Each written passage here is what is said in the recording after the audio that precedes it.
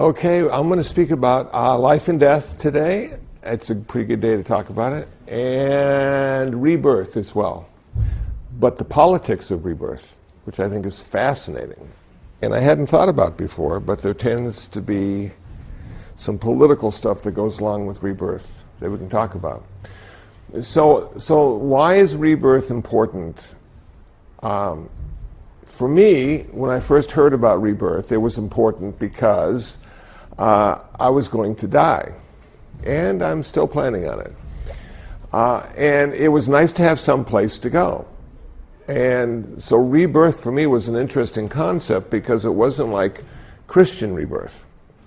Now, a couple days ago, I was in Glendale, California, and I gave a presentation to the Rotary Club, and it was a lot of fun, and I was well received, and they gave me lunch. So it was a good day. And what I noticed as I looked out is there was like a lot of old people just like me sitting in the audience, and as you get closer to that due date, you start to think about stuff a little differently, prioritize, giving value to certain projects, taking it away from other projects. And so finding out about rebirth and what I needed to do to get reborn in a good way was important. So it was pretty simple. I didn't have to believe in a divine being. I didn't require grace. I didn't even have to have faith, which was really nice. All I needed to do was be a good person. And of course, that is a lifelong pursuit, because I suppose most of us can be good for a short amount of time, and then it's hard to be good after that, because we have desires and we have interesting ways of looking at the world. And we have sankharas, we have habit patterns that keep getting in the way, something we've always done and continue to do until we break that circle. So I have a place to go, I know how to get there, but I'm not sure who goes there. Because as I continued to read about Buddhism, it didn't seem like I went. Which was a little disappointing because, I had sort of packed and got ready for the trip, and then I wasn't going, but everything else was going. So I'm going to talk a little bit about that, but also how I first came upon the concept, and it was in a book written in the 70s by David Kalapano, who was at the University of Hawaii, and it's called A Buddhist Philosophy. And I read it in the 80s, and I found a used copy at Bodhi Tree Bookstore, so I even got a chance to save some money. And the book is like little essays on different aspects of Buddhism, and one of the most important essays for me was the fact that our karma is tied directly to our rebirth. Now, Stephen Batchelor has some issues with this idea of karma and rebirth because the feeling I get is he doesn't think Americans are going to buy into the idea of rebirth or reincarnation because most of us were brought up in a Christian community, or at least culture, and we have the idea of dying and then going to heaven and staying there forever and ever with friends, relatives, and pets that we've lost. And which is a very pleasant way of looking at it, but I think the problem for the Buddhist is the fact that we have to factor in impermanence and not self. And there's really may not be a place to go at all that we can even conceptualize. Now the reason I'm saying all of this is because karma is everything we think, everything we say, and everything we do.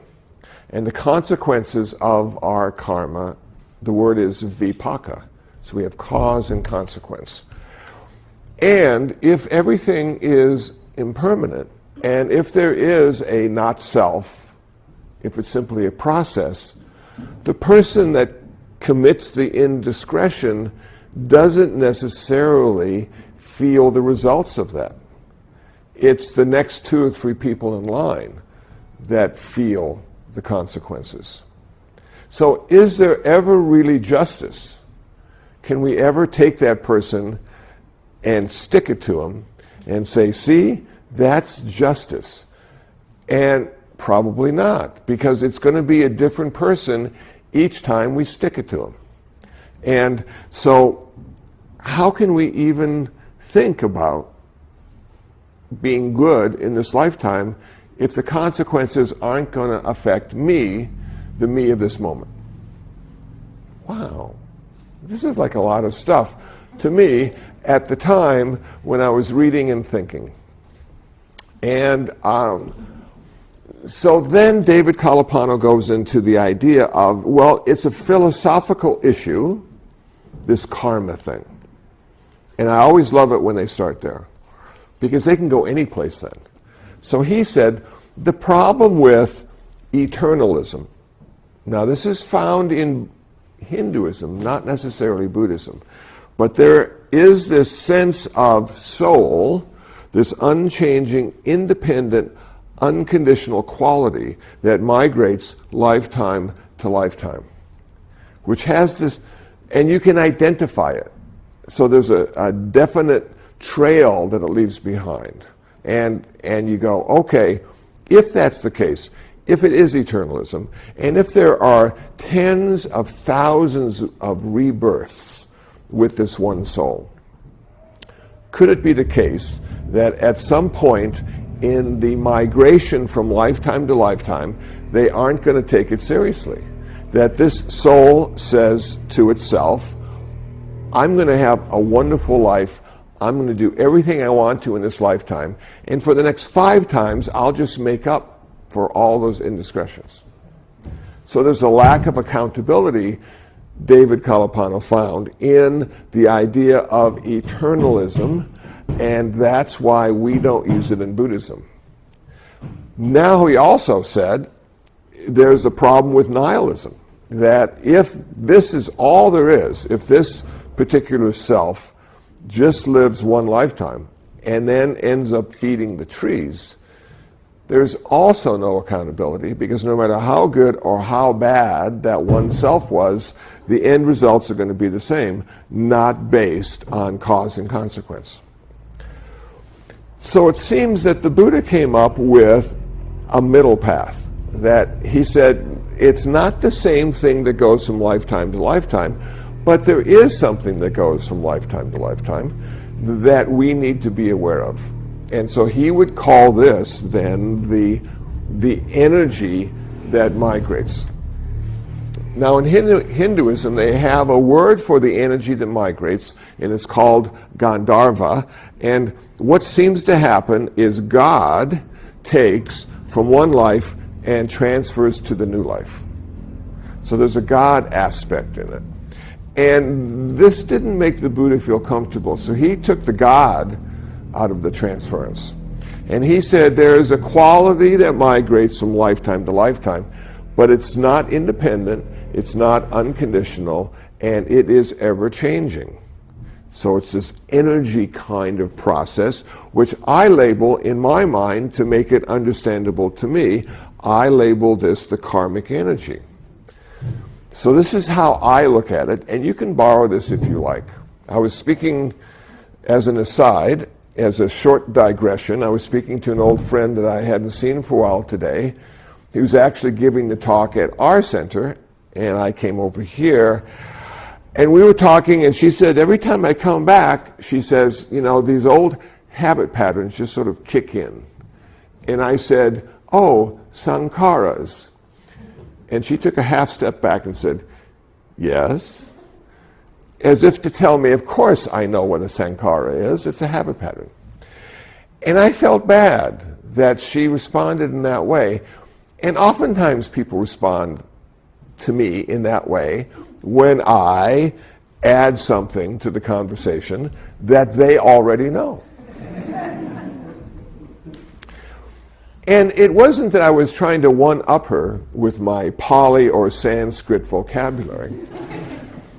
The reason I said that was simply to remind myself that I still knew what the word was. It was really all about me. And I still remembered, and I felt comfortable with that. Because as I get older, I have this idea that I'm going to start forgetting and forgetting and forgetting.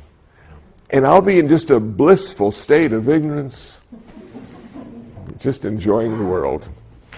So, off of the digression, and now we have this issue of rebirth, we have this issue of karma, we have this issue of consequence, we have this issue of justice. I want to talk a little bit about the justice part. In Buddhism, we do not have justice. Perhaps because, there's no one to stick it to after the next moment changes. But more importantly, justice is and comes about because of a divine lawgiver who defines for us what is right and what is wrong. And so we also, and that movie's coming out in December, about Moses. Looks like a really good one. So he comes with the tablets and says, this is what God said. And so as I was looking at that, I felt a certain freedom of not having to abide by the tablets. That I could pretty much do anything I wanted because we didn't have a divine lawgiver, and there was no justice, and I would never receive my comeuppance. And then I found out about karma and as being a law and a process. So rather than having justice, we have karma, the cause and consequence of what we think, say, and do. And there's a wonderful Facebook quote that I found that said, "Let karma finish it." We don't have to. We don't have to worry about the ultimate consequence. We can let karma finish it. And in some cases, it won't even be in this lifetime. And that's the deal about multiple lifetimes, is that in order for karma to work, we need to have more than one lifetime. We need to have a past life, a present life, and a future life. And this drives Westerners nuts, because it only seems like now. And these past lives and future lives, if you've ever heard somebody speak about their past lives, they're insane. They were the queen of the Nile, and So it didn't lead to credibility, hearing people speak about their past lives. But when I found out about the idea of karma and past lives, yes, it made sense. Realizing also that a past life can happen consciously and not just physically. That we have who we used to be in this lifetime, we have who we are now in this lifetime, and we have who we will be in this lifetime. We have those three things. Now, I don't know if it's true. I Googled it, but Bill Cosby is having some issues. Because the guy he used to be doesn't seem to be the guy he is today. And I thought to myself, wow, with my life and the guy I used to be and how unskillful I used to be, I'm so glad that I meditate and do all the works that I do to counter all the dumb stuff I have done, so I don't have to feel the full impact of the consequences. I can dilute them with my merit and good action, speech, and thoughts. So far, so good, except for how I look. I think this is the direct result of unskillful activity when I was younger. And I look in the mirror and I said, if I could choose, this is not who I would look like. But I don't have the choice. So here we are working with this karma idea, working with eternalism and nihilism, working with the absence of justice, understanding that the world is typically unfair and will always be so. And yet somehow we have to make reason and of all of this stuff that doesn't make any sense at all. And so we have baggage. We have the baggage of the Buddhist. We have a lot of bags. We have 100 books. We have many retreats for some of us under our belt. We have thousands of Dharma talks that we've listened to. All those have given us this wonderful baggage to carry with us and make sense of the insanity of our life. Thankfully, we don't have to carry that baggage, at least most of it, to the next lifetime. But we will be carrying some of it. We will be carrying the consequences of what we thought, said, and done, and those will migrate to the next lifetime. And now we come to this idea of who's being reborn. There's a wonderful German monk. I have his essay here. And the essay is on rebirth and the Gandharva. Okay, so Gandharva is the Hindu god transfers. Gandharva is the energy being transferred one lifetime to the next. Now, it was there for political reasons, according to this monk, and he read the commentaries. So let me sort of point it out and then go into the politics of it, because for me this was just fascinating. So I'm reading about the Gandharva years ago, and I said, okay, so that's the thing that migrates from lifetime to lifetime, and it is my karmic energy, and I am like in this relay race, okay, and I have this baton, which I'll call the energy baton, and I keep handing it off to the next runner in my life. So I have all these people who are running, and I'm one of them right now in this very moment. I'm holding my baton, and in the next moment I hand it off, and the next person who resembles me takes the baton and does their lap, and then they hand it off, and then they hand it off, and then they hand it off. And so, like, who's there? You know? Who will I be tomorrow? And I just assume it's going to be similar to who I am today. But to be honest with you, 2 months ago I woke up and I realized I wasn't the same person that went to sleep the night before. That was dramatic. Now, I can't tell you how I was different, but I just I wasn't that same person. And I haven't gone back yet. So maybe that was one of the legs of my journey, and then I'll have another chance to go to sleep and wake up a different person again. But sometimes the differences are so minute that it's not obvious. But I'm sure that's the case. And that's why people who meditate a lot don't sleep very much. Because they're really working on the one person who's still awake. And they don't want to lose them at night, just in case they don't wake up the same way. So we have this idea of, okay, this energy now migrates to the next lifetime, which is the problem we all have. Our suffering starts because we're born. That's the beginning. If we weren't born, we would never suffer. But being born is nice. It gives us something to do until we die again. So birth brings what? Birth brings sickness, brings old age if you live long enough, and it brings death.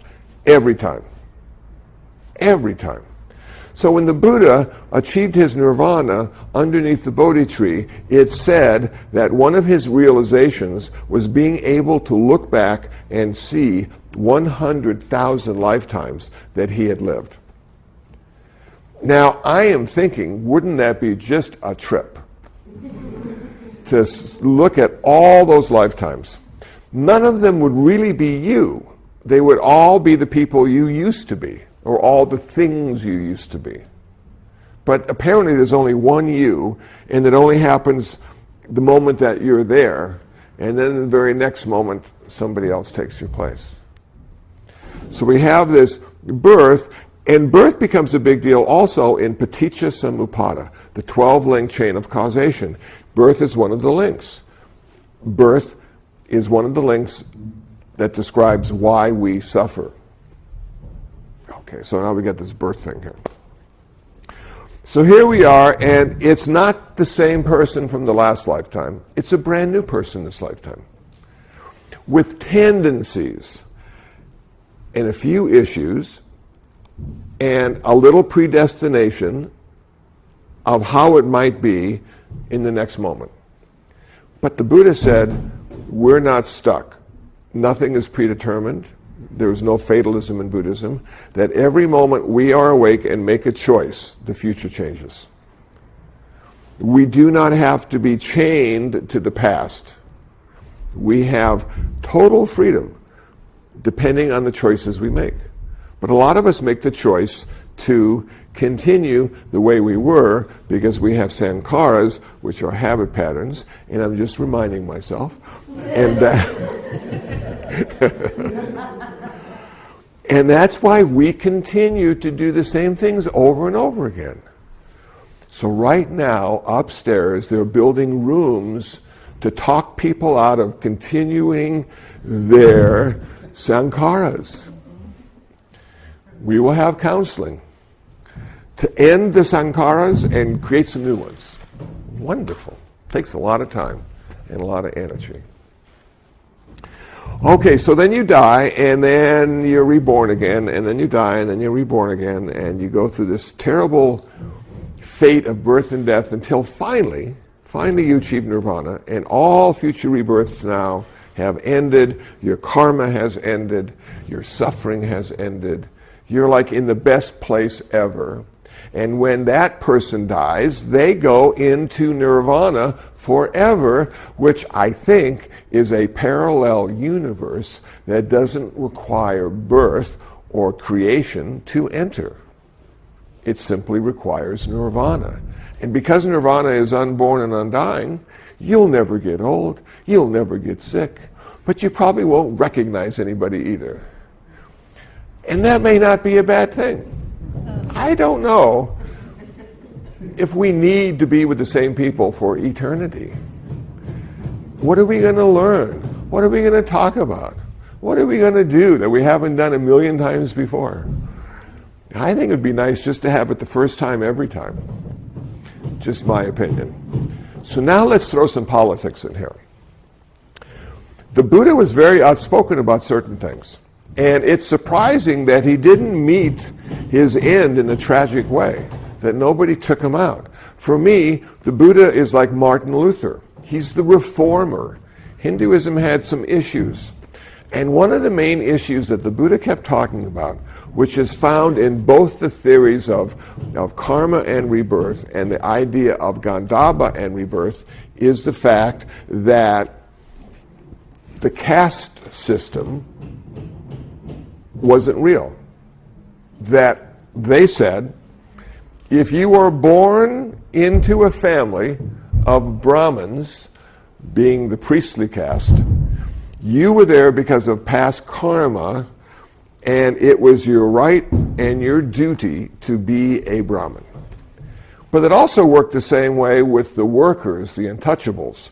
If you were born in that caste, you could never get out. There was no upward mobility. You were stuck lifetime after lifetime because the same person was being reborn, or the same soul was being reborn time and time and time again. Now, the Buddha said, but there isn't a person there. There's not an individual, an unconditional element that's reborn time and time again. It's always the first time. It's always somebody different. And I thought to myself, as I was reading this, whoa, this is an amazing statement to make. In spite of all the evidence to the contrary 2,600 years ago in the Hindu or Brahmin system, he stood up and said, no, a man or a woman should be given value not because of their birth, but because of what they think, say, and do, their karma. That each and every person has the ability to achieve nirvana. It isn't just the priestly caste. And each gender has the ability to achieve nirvana, which was something radical as well. So for me, being born in Iowa, I just wanted to have some place to go. And I thought, yeah, this is so cool because I do have some place to go, and there's 30 heavens and there's 30 hells, and there's karma, so I don't need justice, And there is this consciousness or karmic energy that's being reborn time and time again. So I don't need to worry about that. I don't need a divine being to forgive me or to have grace. I simply need to be skillful in whatever I think, say, or do, moment by moment, every time I manifest. Okay, so there you go. And this allowed me, as a religious Buddhist, to embrace this concept. But if you're not a religious Buddhist, if you're a secular Buddhist, or a philosophical Buddhist, or a lifestyle Buddhist, or a therapeutic Buddhist, you might have some issues with this afterlife thing. And I keep running into all these brick walls with people who have decided they're not going to believe in any kind of afterlife. And I think it's fine. But the problem with that is you have to die. And I think it's much easier to die if you think you're going someplace, even if you're not. But you don't know. It's just a story. Everything we hear, see, read, feel, they're just stories. There's no truth involved at all. We're making it up. People always ask me, do you believe in what you say? And I say, I believe it to be Buddhist. That's all I'm required to do. I don't have to read everything in Buddhism and say, yes, it's true or not true. My job is to say, is this what the Buddha said, or is this similar to what the Buddha said? Could this be viewed as what the Buddha said? Because if you're on Facebook, the Buddha said a lot of stuff.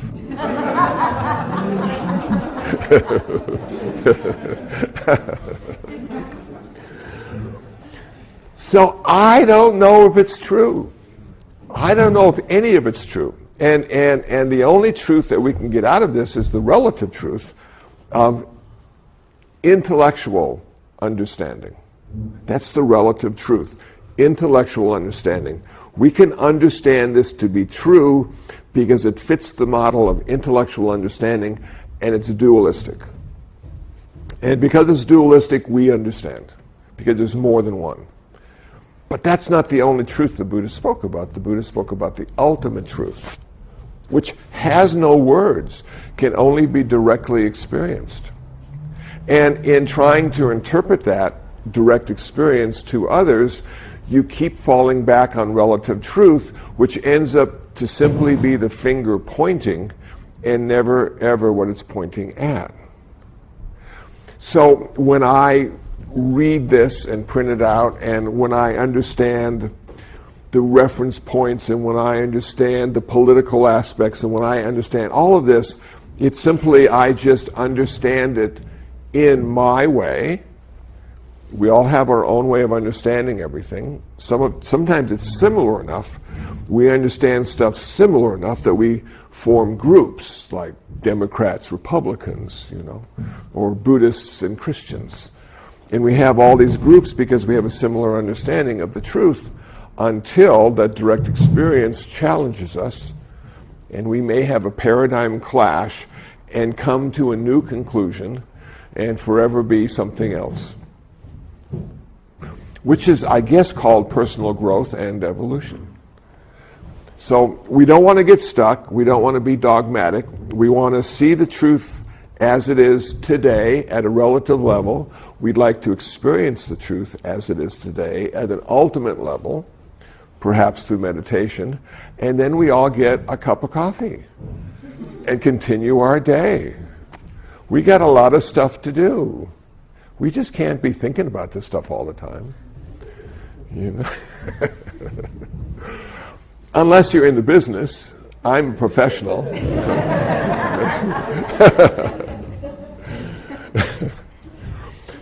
So I'm going to stop there and see if anybody has comments or questions they'd like to share. Yes, in the back. So I like to geek out about psych research and what's going on in cognitive science, and according to people who measure these things, or try to, the psychological present lasts about 3 seconds. 3 seconds, which means in a day, a 20,000 individual moments of being psychologically present, and they estimate that over a lifetime, you have 500 million. You live to 70. So it makes me think about like catching those little slices when you're talking about Buddha, seeing 100,000 of these lives. In just this very lifetime, or in just this very day. Right. All in it. Yeah. Yeah. So the question I have for you is, who are you? Right now, I mean. There you go. Right now I'm me. Exactly. Okay, I like that.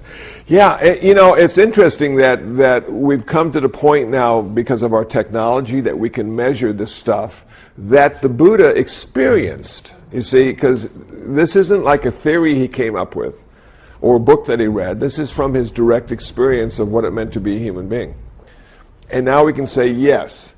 So what does that do? How does that change your life when you realize you're, 20,000 different people in a day or a month, or how do you find a causal connection between each one of those persons? And that's, I think, the power of ego or self or personality. It's a causal connection. It's the way we have a similar identity within those 20,000 changes, impermanence.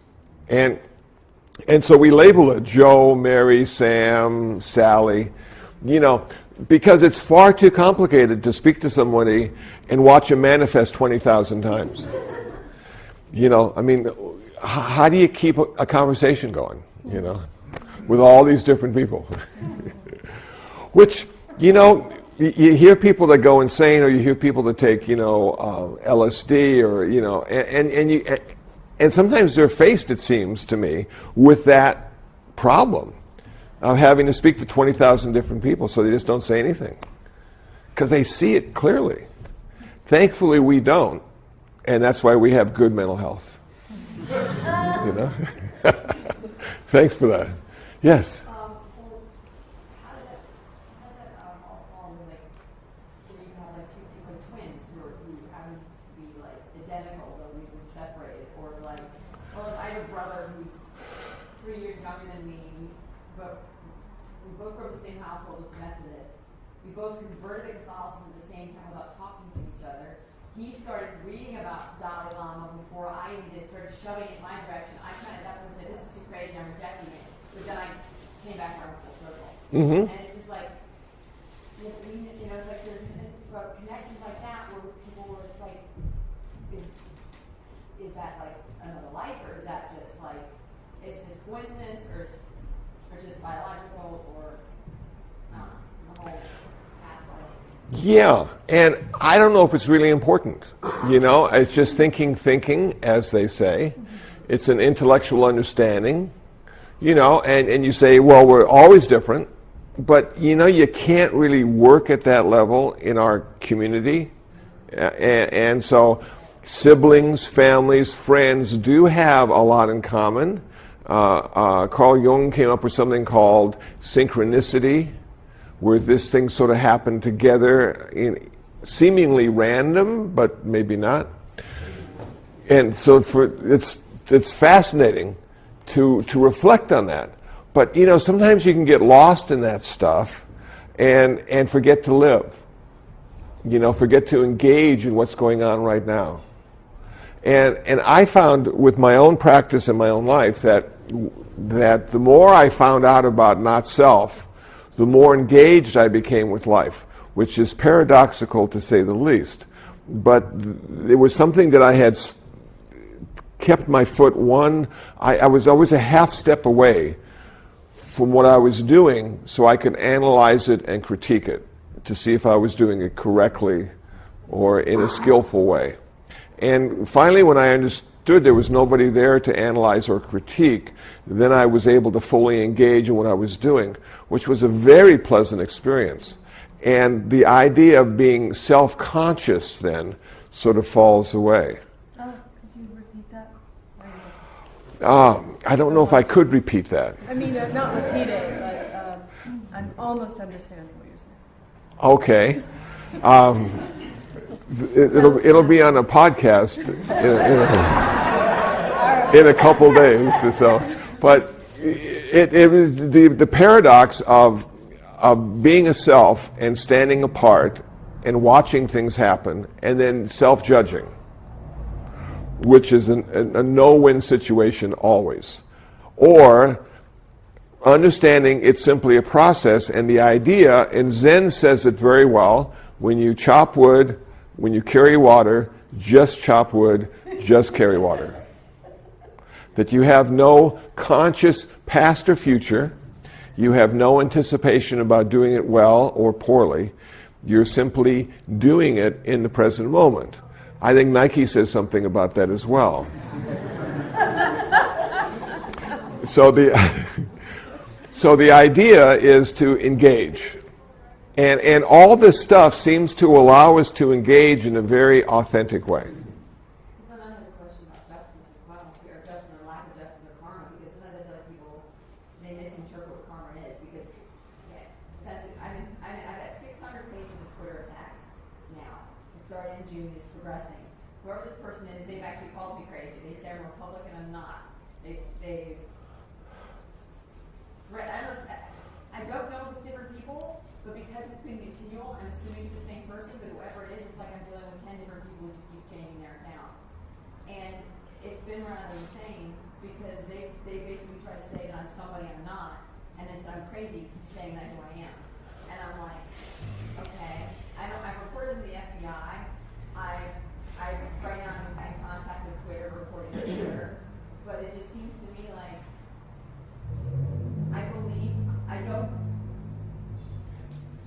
I believe in karma, I do, but I also believe that if you sit back and don't do something, if somebody's doing something wrong, then the karma comes back to you.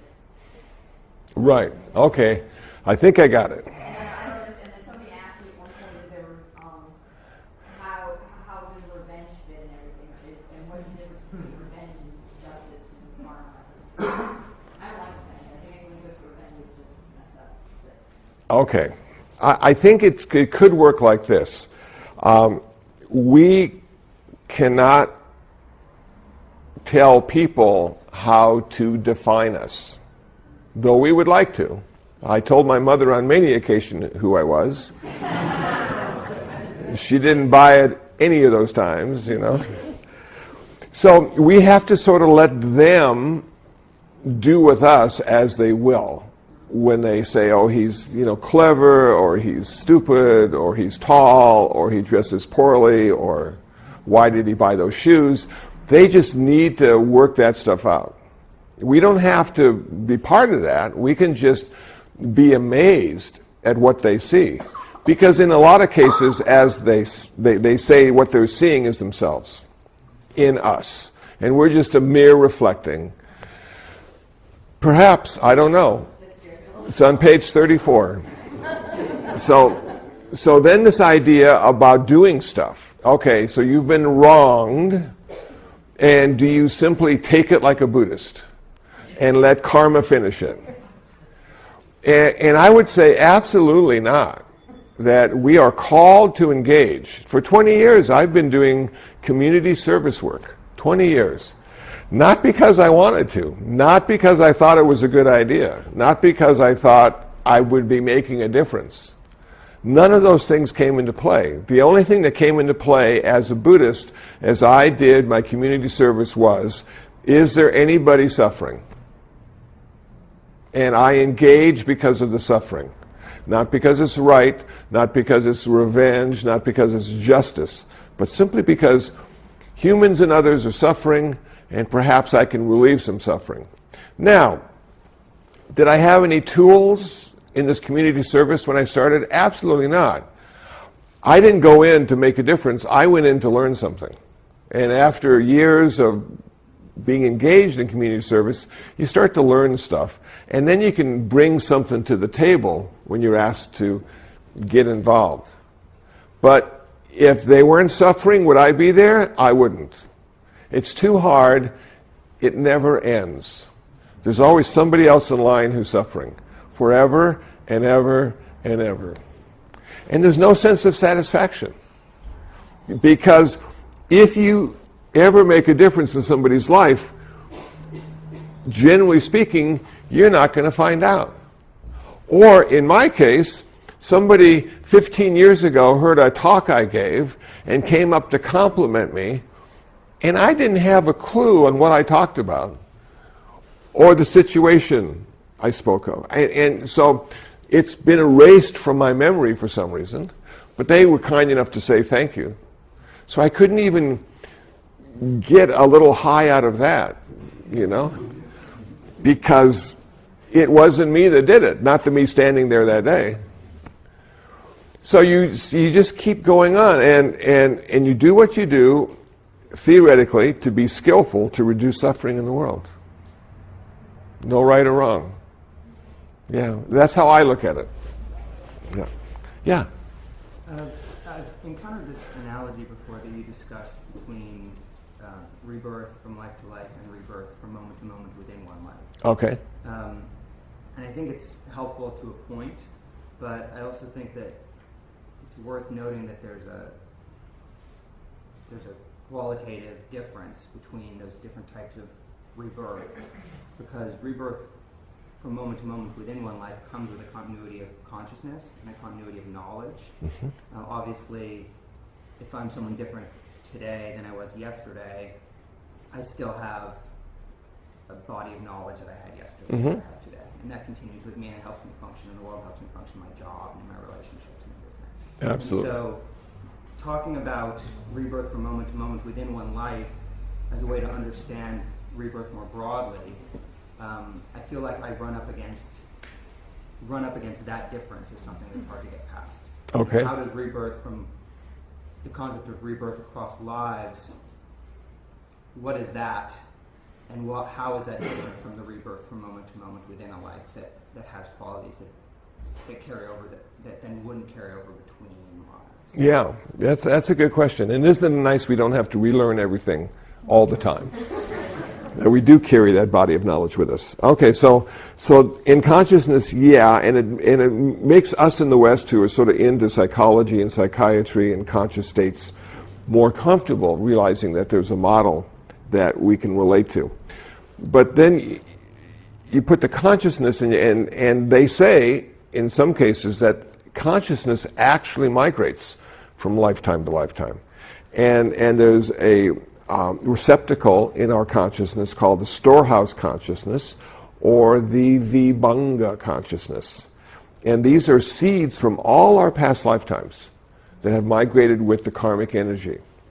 And that's what the Buddha tapped into. He tapped into that storehouse consciousness and could see all the past lives. So didn't have to relearn anything after that experience of nirvana. I had to make it understandable to me, so I had to oversimplify it. That's how I work. And so for me, I think it works like this, is that we have all this information, but it's coded. And we don't have the key.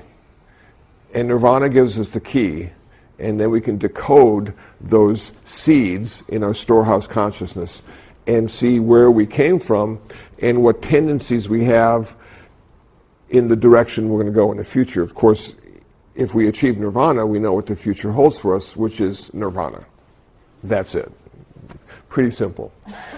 So you're right. It's a tough one. And do you need to have it? Well, if you're a Buddhist, you really sort of need to work on why it might make sense because of the karma connection, but also because of the fact that we were born and we have to die. And we may have done that many, many times before, which gives us a certain amount of peace, ironically, that this is not the first time, even though every moment's the first time. And we keep going through all this stuff. And then, what did I just see? I saw a movie called Live, Die, Repeat, Tom Cruise. And he repeats the same day. So sort of like Groundhog Day, except they kill each other. And and it was fascinating. Now, it got a little murky at times in the storyline, because it was hard to put all that science in there and make it make sense. But it's science fiction, so it can make sense if you emphasize the fiction part. And And then finally he succeeded. After redoing that day enough times, he was able to go through all the stuff and succeed and kill the bad guy and continue to live. So, and actually he found romance and probably got married too. So you look at this stuff and go, yeah, well, Groundhog Day, we're sort of doing the same stuff every day in a way. We're carrying all that stuff with us each time, our baggage. And then what travels with us? And again, you say process, energy, karmic energy, but we don't even need to name it karmic energy, we just need to name it energy. So if that's the case, I went back to, well, can energy be, destroyed or created? And they say it can't. They say energy can only be transformed. So then I said to myself, well, maybe I'm just a energy transformer, this person.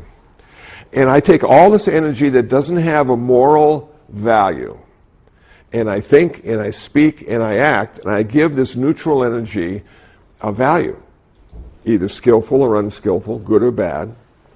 And then that follows me until the consequence manifests, and then it's on to the next thing. And so I was able to give it life looking at it that way.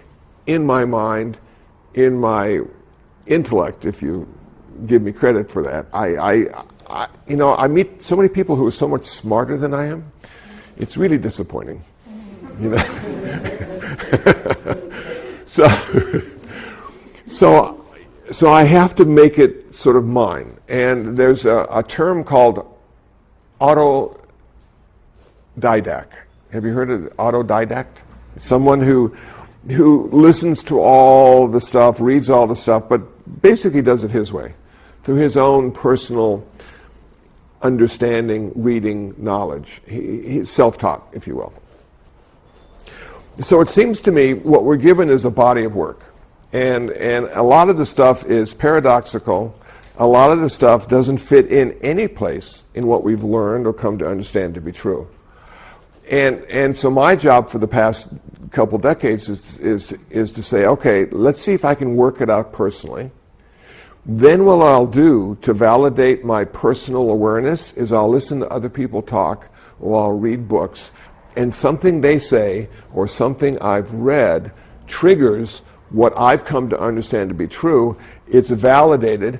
I say, okay, on to the next thing. And so there's a whole lot of self-validation that goes into my understanding of what Buddhism is. Because I would ask people what Buddhism is, and they would tell me, and I didn't have a clue what they were talking about. Because everybody has like their own unique, special way of looking at it. Not only are there 3 main schools and thousands of branches of those schools, but you have each person proclaiming their knowledge or insight into the true meaning of this stuff. And I always took that with a grain of salt. It was true to them, and they couldn't make it true to me until I did something or read something or understood something in a certain way that became my truth. So it was frustrating, to say the least. Now, as pointed out in the Visuddhimagga, the Path of Purification, there's a little 2 or 3 paragraph phrase that meant so much to me. Not that I understood it, but it meant so much to me. It's the idea in Buddhism is to disentangle the tangle. So we have this thread, and it's all tangled up. And if you've ever had a bunch of earphones sitting next to each other, somehow those wires just attract each other and get all tangled up. So the idea, it seems to me, is we disentangle the tangle. We have all these different viewpoints and ways of looking at it, and they're all validated as being right and true. And once we see the thread, and the word thread is sutta, or suture in English, once you see the thread and see how all that seemingly unrelated stuff is connected, then the idea of truth or not truth, understanding or not understanding, sort of falls away. Because you can apply that thread to each thing you've read or heard and see if it connects to the rest of the Dharma. And if it does, then it gives you a starting point, if you're not already there, a starting point to say, well, this must be important because it keeps getting validated. So why can't I see it? What's holding me back? What do I need to do to awaken to that piece of information, if you will? And that's been most of my practice, is meditating and reading and listening. You should see the collection of cassette tapes I have from the 80s. I'm going to have to just give them away or throw them away one time. Putting all this stuff in here because I could not understand it and it drove me crazy. And then finally one day I started to understand it, not because intellectually I could understand how deep and profound it was, but because I started to see the thread that linked everything together. I hope that made sense. Is that helpful at all? Okay, so yeah. Thanks for the question. Yeah. Hi. Hi. I started thinking today about a lecture that Krishnamurti gave when one of the members of the audience asked him, I think about death all the time, he said to Krishnamurti, and I can't stop thinking about it. Krishnamurti said, how old are you? He's a young man, I remember the age. And Krishnamurti said, you're too young to be doing this. You've got time, just wait. Think about it later. And I like that. But I also wonder, am I losing out if I choose to not even consider it? I mean, your practice is basically you're thinking about that and other issues related to that all the time. So is the response to Krishnamurti's response? Yeah, I do. And a friend of mine went to India, and she was able to hear a Tibetan monk speak at length about finding happiness in Buddhism. And she said it really confused her because I had never talked about finding happiness in Buddhism. I'd always talked about suffering. And I said, I think it works like this to her. I said, if I'm speaking to young people under 30, it's how to be happy. If I'm speaking to old people over 30, it's how not to suffer. So it's like you talk to the young people about how to live, and you talk to the old people about how to die. And it seems to work really well going in that way. But there are some old people who don't want to die, want to be happy, and they live at Leisure World,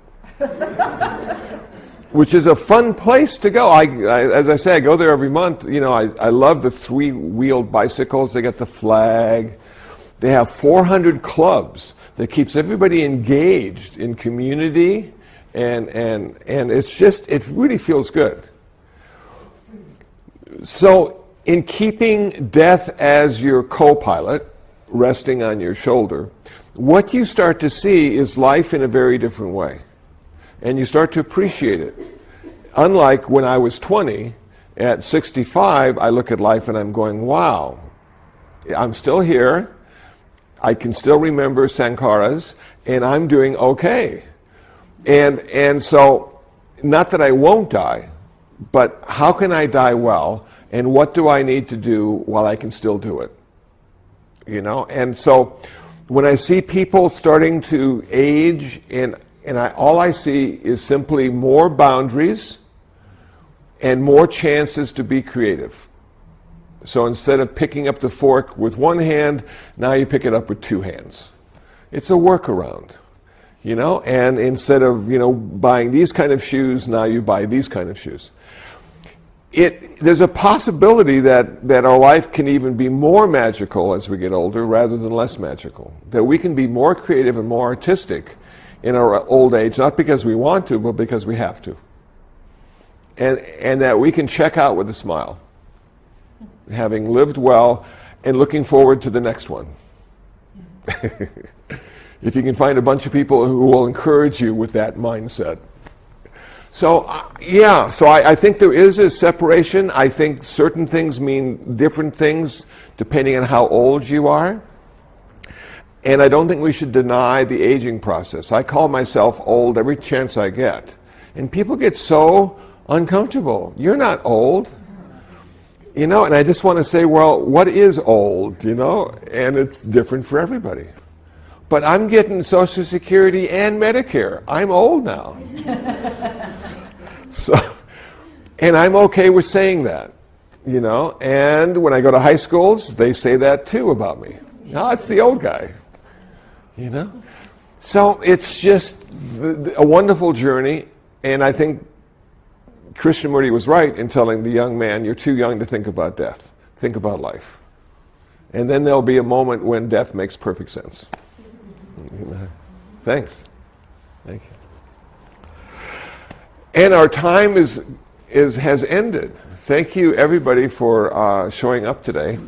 And even the workers are taking a break now. How wonderful is that?